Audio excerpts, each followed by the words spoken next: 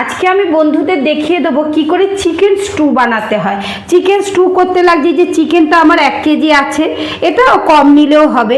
আর আমি দিচ্ছি ক্যাপসিকাম, গাজর, আলু, টমেটো আর এরকম বড় বড় করে পেঁয়াজ কেটেছি। আর এই মশলাটা আমি বেটে নেব। স্টু করতে আমি মশলাগুলো সব বেটে নেব, খুব অল্প করেই। দেখো বন্ধুরা, আদা দিয়েছি আর এই দিচ্ছি রসুন। আর আমি ঝাল ভালোবাসি বলে 4টে কাঁচা লঙ্কা আর দিয়ে দেবো এরকম অবশ্যই গোলমরিচ। আমি বেটেই রান্না করি, বন্ধুদের বলেছি আমি বেটে রান্না করি, আমি বেটে করতে ভালোবাসি। রেডি, আমি এরকম বেটে রান্না করতে বন্ধুদের বলেছি, আমি কিন্তু বেটেই রান্না করি। আর ঝালটা যে যেরম খাবে, আমি একটু ঝাল ভালোবাসি বলে 4টে কাঁচা লঙ্কা দিয়েছি। এই দেখো বন্ধুরা, চিকেন স্টুর তেলটা আমার গরম হয়ে গেছে। খুব অল্প তেলে রান্না হয়, অনেকেই মাখন দিয়ে করে, কিন্তু আমি মাখন পছন্দ করি না, তাই পেঁয়াজ দিয়ে করি, সর্ষের তেল। পেঁয়াজটাকে হালকা করে আমি লাল করি। এটা আমার হালকা ভাজা হয়ে গেছে দেখো বন্ধুরা। এইবার আমি দিয়ে দেবো মাংসটা। দেবার পর যে মশলাটা আমি বেটে রেখেছি এটাতে দিয়ে দেবো। আর দেবো অনেকটা নুন দেব, যতটা নুন আমি ঝোলে টোলে দেবো, তাহলে কি হবে, মাংসতে নুনটা খুব সুন্দর হবে। 2 চামচ নুন দিয়ে দিলাম, মাংসর পরিমাণ মতো। কষানো চলছে, এটা অনেক কষানোর দরকার হয় না, অল্প কষালেই হয়, কিন্তু আর একটু কষাতে হবে। আর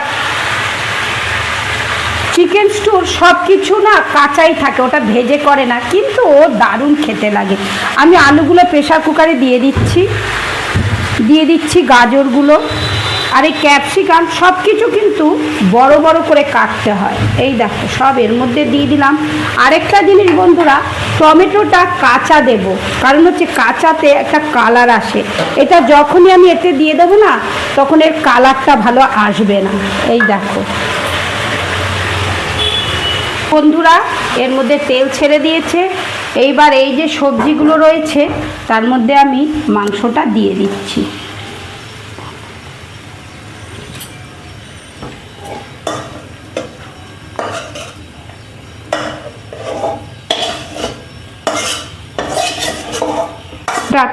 পরিমাণ মতন এটাতে জল দিয়ে দিলাম। চিকেন স্টুতে বেশি জল দিলেও ভালো, কমও দিলে ভালো। এই ক্যাপসিকামটা পরে দিলাম, কারণ হচ্ছে তা না হলে একদম ক্যাপসিকাম খুঁজে পাওয়া যাবে না, তাই এটাকে এরকম করে আমি একটু রেডি হয়ে গেছে আমার চিকেন স্টু। এই দেখো বন্ধুরা, বড় বড় আলু, গাজর আর ক্যাপসিকাম দিয়েছি। ক্যাপসিকাম কিন্তু গলে কাদা, কিছু করার নেই। কেমন লাগলো আমার চিকেন স্টু অবশ্যই কমেন্ট করে জানিও। আবার নেক্সট ভিডিওতে তোমাদের সঙ্গে দেখা হবে। এর রেসিপিটা আমি তোমাদের দেব, তোমরা আমার মতন করে রান্না করে একদিন খেয়ে দেখবে কেমন লাগে, কমেন্ট করে জানাবে কিন্তু কেমন লাগলো।